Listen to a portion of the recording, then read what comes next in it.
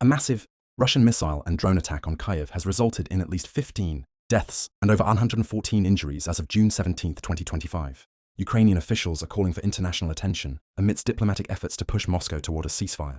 The aerial assault, which occurred overnight, struck 27 locations within the Ukrainian capital, causing damage to residential buildings and critical infrastructure. Interior Minister Ihor Klimenko described the attack as one of the largest against Kyiv since the full-scale invasion began in February 2022. 30 apartments were destroyed in a single residential block, and emergency services are currently searching for potential survivors amidst the rubble.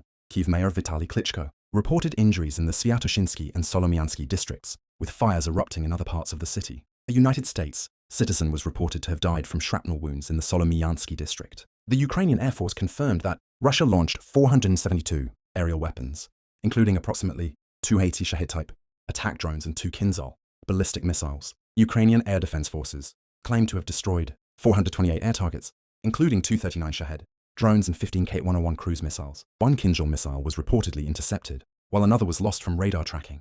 President Volodymyr Zelensky condemned the assault as one of the most horrifying attacks on Kyiv, stating that over 440 drones and 32 missiles were launched across Ukraine overnight. He characterized these attacks as pure terrorism and called for a strong international response. The attacks have been interpreted by some Ukrainian officials as a deliberate act of disrespect towards the United States, timed to coincide with the G7 summit in Canada. Minister of Foreign Affairs Andriy Sybiha suggested that President Putin aimed to undermine the G7 leaders and demonstrate their perceived weakness.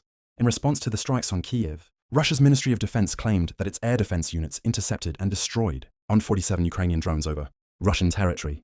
Moscow Mayor Sergei Sobyanin reported that 2 drones approaching the capital were repelled.